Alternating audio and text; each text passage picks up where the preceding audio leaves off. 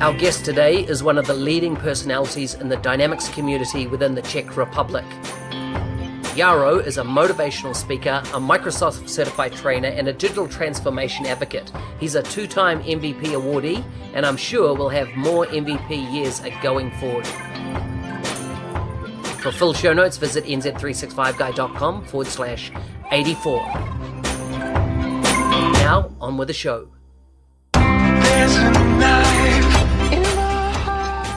Jaro, welcome to the MVP show. Hi, Mark. Thank you. Thank you for the invitation. So good to have you on the show. Now, I'm using the abbreviation of your name. How do you actually say your name yourself? It's Jaro or Jaromir, the full version. Mm-hmm. And your last name? Sponar. Okay. And so where are you from? Where did you originate? My origins are in Slovakia, but I have moved to Czech Republic, specifically to Prague, like 5 years ago. Okay. Now that's interesting to me. I'll tell you a couple of reasons why it's interesting to me. One, I want to go to Slovakia, and there's two other countries with similar names up that way, isn't there? What are their names? Yeah, that's Slovenia, but that's more on the south of the Europe. Okay. So a lot of people are confused by Slovakia and Slovenia, yeah. And isn't there a third one as well?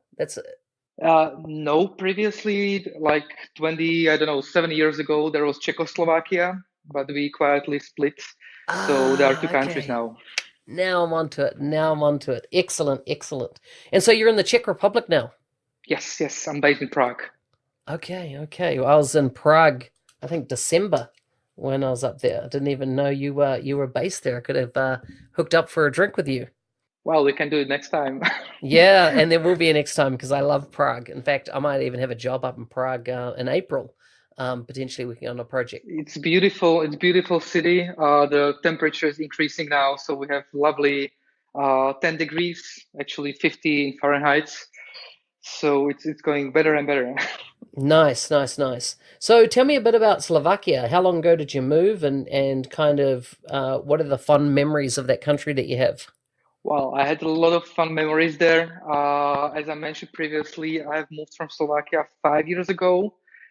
Previously, I was working for AT&T because there is a big base of this company there. And that's basically the first time when I touched CRM and everything, the Microsoft ecosystem. Wow. Okay. So how did you actually journey into starting to get into CRM? Like, were you just put on a project, or how did it come about? To be more specific, actually, as a CRM, as a methodology, I touched that topic at the university, where I wrote the thesis as a bachelor. And then I was working as a data quality specialist at AT&T. So we were using some proprietary system of AT&T.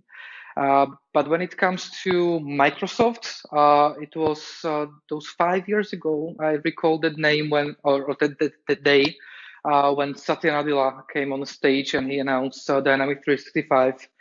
So the good thing is that I knew nothing about the old Microsoft CRM world.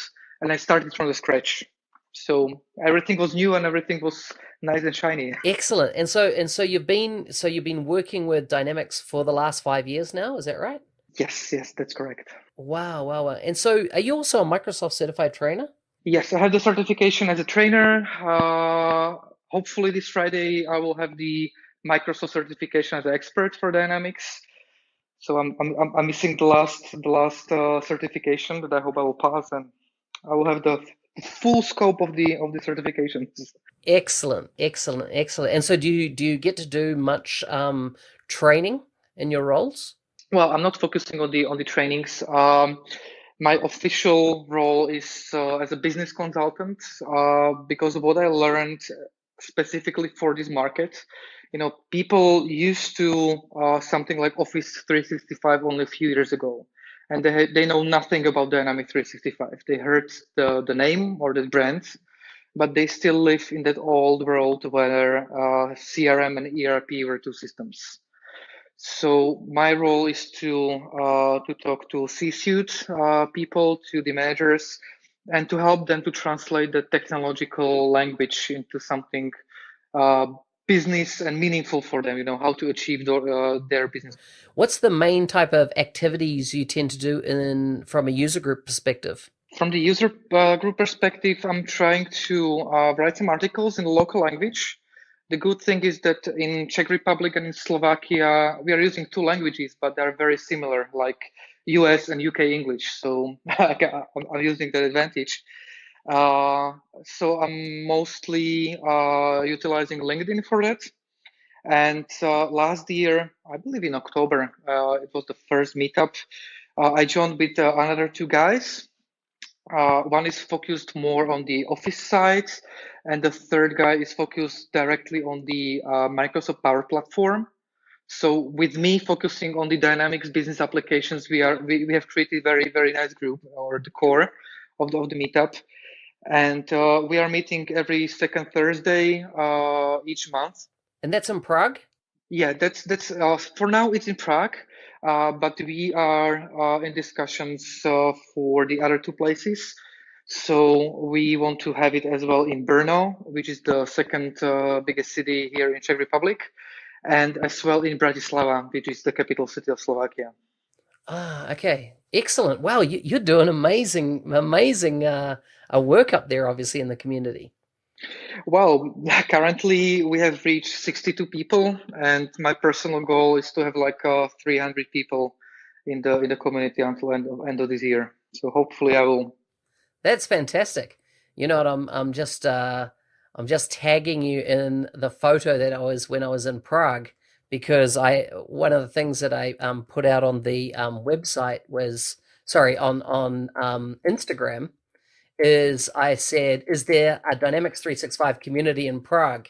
And I did it. I took one of the photos I'd taken, from the old bridge over the river up towards the castle and stuff. And so I just tagged you in it just now. So you're obviously answering that question for me. Look at that. I put when was it up there? I don't even know if it's got the date on. January the 19th is when I was up there by the looks.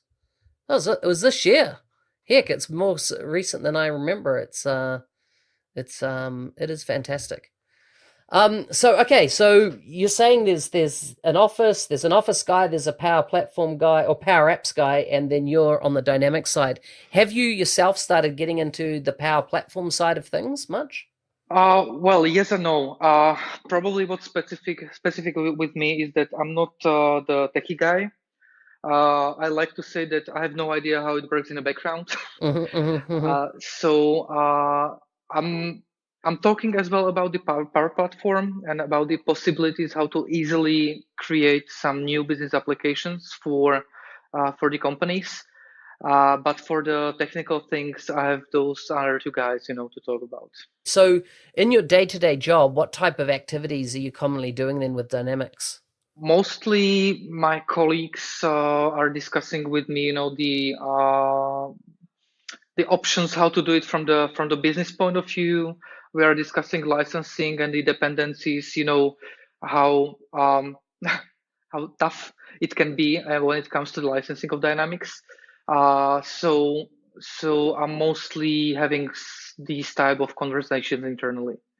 But what I didn't mention previously is that I have as well a second role in the company I'm working for, and I'm responsible, or I'm an advisor on the European level to help my company to have better relationship with Microsoft on a European and global level. Excellent. That's so good. So tell me a bit about how big is the market in your eyes, just in what you know, in the Czech Republic for like how many installations, just at a guess, are companies using Dynamics up there? Is it quite a popular product, or is the penetration in the market low at the moment? What's your thoughts? Well, when I talk to local Microsoft guy, they would say that the numbers are low. Very next to Czech Republic, we have Germany, and German market is huge. So when I compare with Germany, we are very small. On the other hand, when I was talking to CEE people from Microsoft, Czech Republic and I believe Hungary are very strong in this region. I think that Czech Republic is number 2 in their numbers. So the market is increasing. There is a lot of local competitions. especially when it comes to ERP systems. But when it comes to CRM systems, I believe that Dynamics is number one here. Wow. Okay, that's so good. That's so good. And so, what typical data center do you use for hosting your environments in from Microsoft? Cloud only. I love to say that on-premise is dead. The only way is to have hybrid and cloud. So Do you know which specific data center you would be using most, as in for the Czech Republic type deployments? Is it like there's which region of Microsoft's data center do you know that you're in? yeah, definitely. One is in Ireland, in Dublin, and the second one is in Amsterdam. Yeah, yep. So the EMEA data center. Okay, that sounds good. That sounds good. Wow. Okay, so let's say I return to Czech Republic and particularly Prague. What are your recommendations for places I've got to go and see or things I've got to do? Definitely downtown and the Charles Bridge. I believe that the picture you mentioned was taken on the Charles Bridge because there is a nice view to the castle. That's exactly, yeah, I've done that area. Yeah, it was very nice. And definitely you have to try Czech beer. I heard that it's the best in the world. Oh, is that right? Okay. Okay, I'll definitely spent a few late nights out because I went to a few there's a Hemingway bar. I don't know if you've heard of that bar, Hemingway.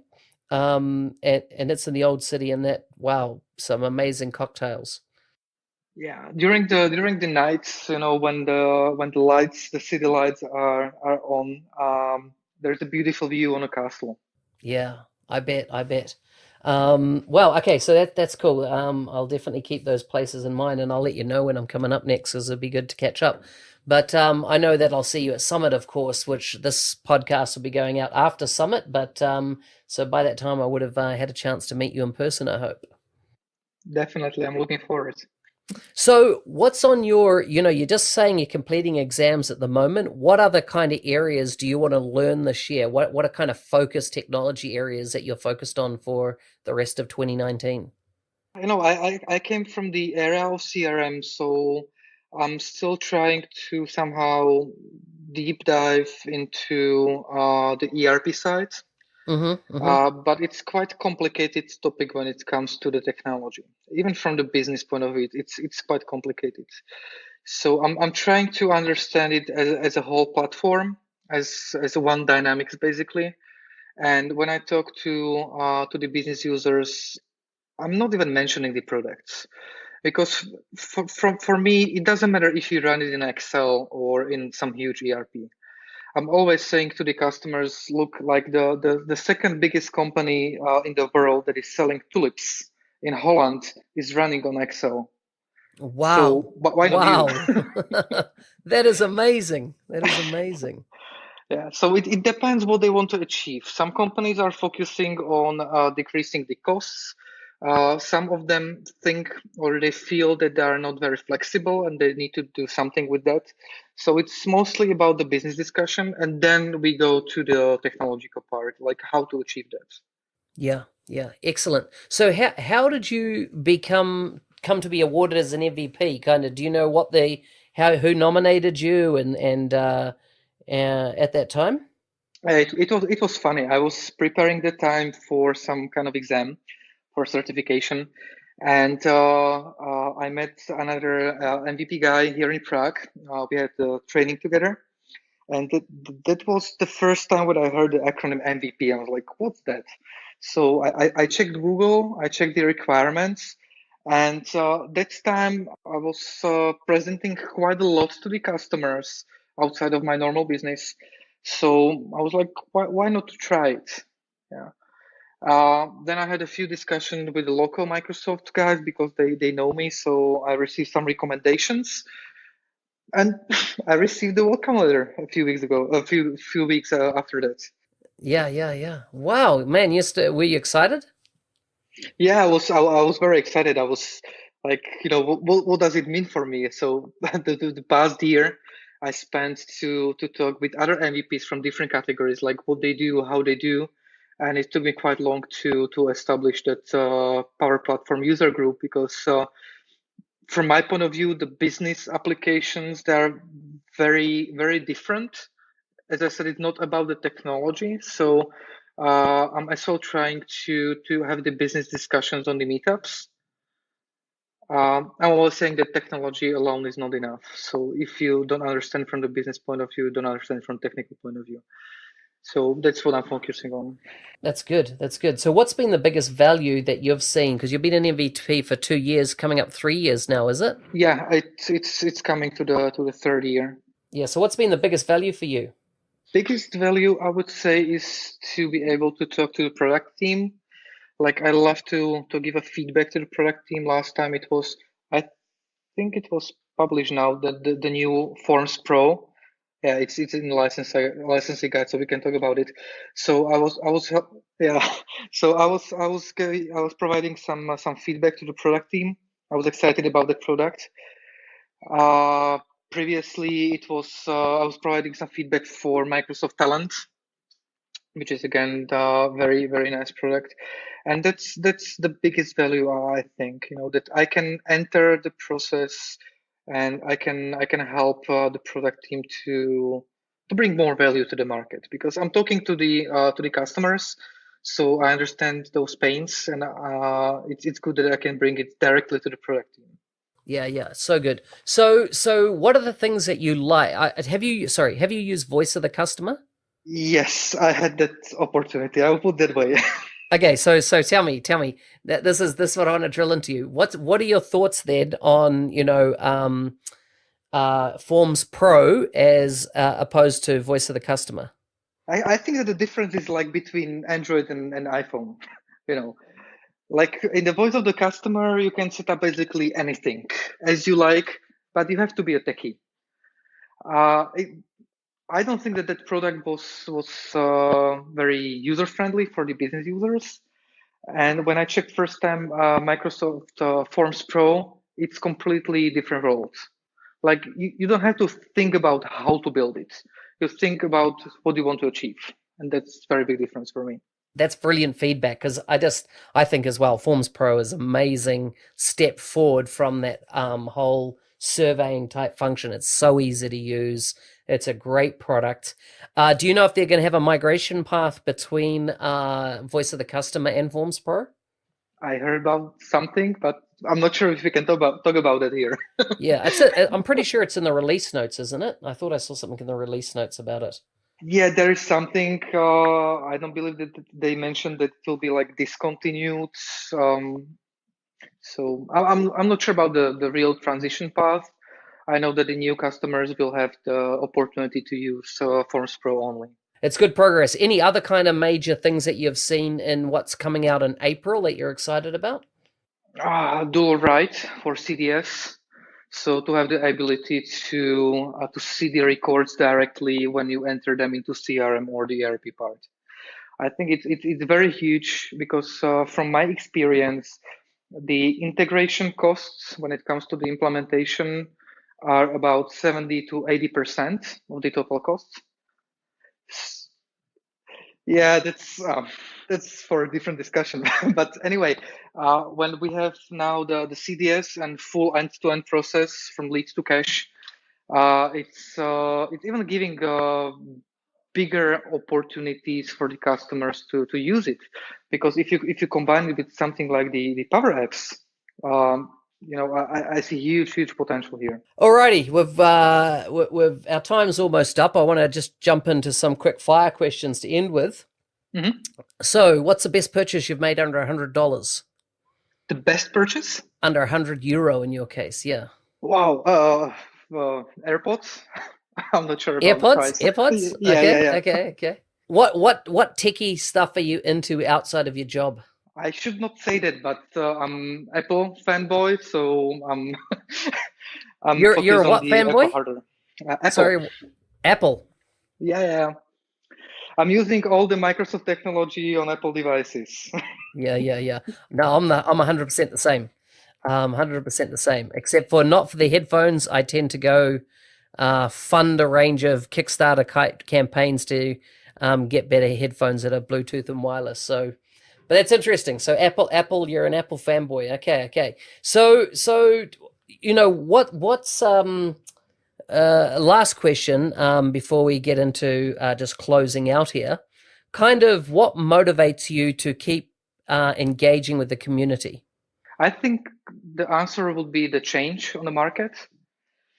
I think that the market can be way faster if they know about the new things, and they don't have a lot of opportunities to learn about it. So my motivation is that because of the work that I do with the community, for the community, we can increase the speed of the transformation. Awesome. Jaro, it's been a pleasure to chat with you. Looking forward to meeting you in person shortly. If people want to connect with you online, where can they find you? Definitely on the LinkedIn. I have as well my Instagram as an MVP and some Twitter. So you can reach me out. I have the handlers in every single social network. Hey, thanks for listening. I hope you enjoyed the show. If you have plans of joining the MVP program or you have questions about it, please feel free to reach out to me via LinkedIn or the contact form on my website. Also, we are now on the second week of my 90-day mentoring challenge. If you're interested in the next cycle of the program, simply stay tuned for future announcements. For full show notes, visit nz365guy.com/84. See you next time.